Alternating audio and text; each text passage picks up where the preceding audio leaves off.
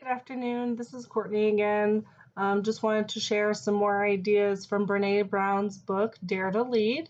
It's from section 3, The Armory.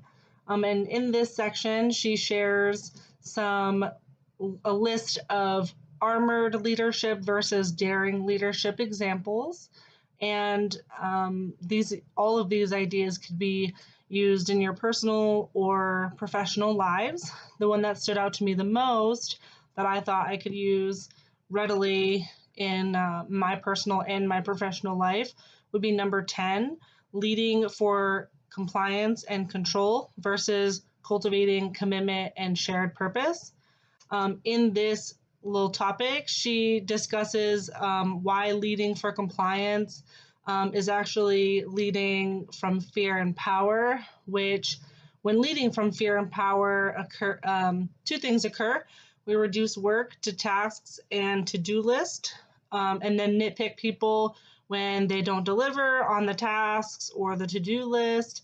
And then that ends up shutting down creativity and innovation and makes people miserable. And number 2, when we lead for control and power, it causes a misalignment of responsibility, meaning people are asked to take on tasks that they don't necessarily have the authority to take on. And to complete and be successful in those.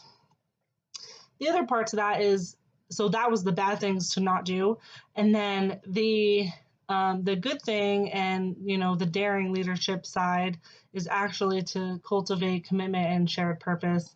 And so the first way to do that is to take the time to explain the why behind things. So explaining, why I'm asking you to do this task, or explaining why this task needs to be done, things like that. The second one is that she suggested and her team uses is the TASK method, TASC. The T stands for who owns the task. The A stands for do they have the authority to be held accountable for the task?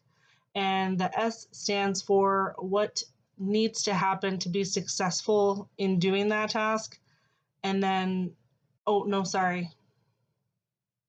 the S is, are they set up for success? And then the C is what needs to happen for them to be successful in the task.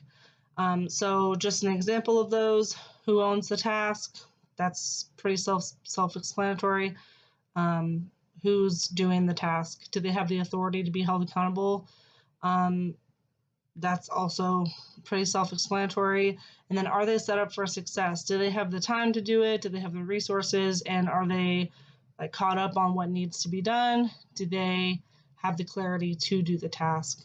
And then what does success look like for this task? Which also leads to the third technique that she suggested and that her team uses is the Scrum technique, which what does done look like for this? And can we paint done?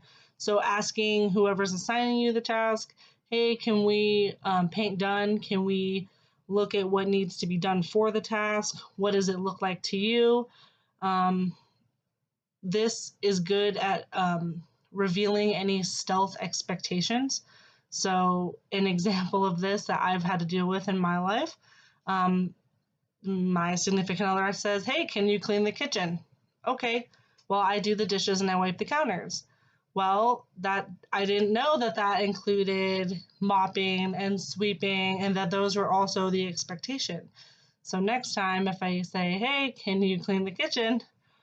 What are those expectations that I may or may not know about? Can we paint done to him versus to me? Because it's different for everybody.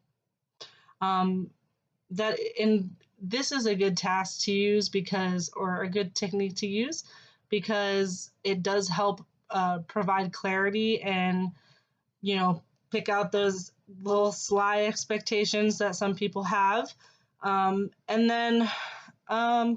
So I just really liked those ideas and I plan on using those in the future. And I hope that this was helpful and that you can use them too.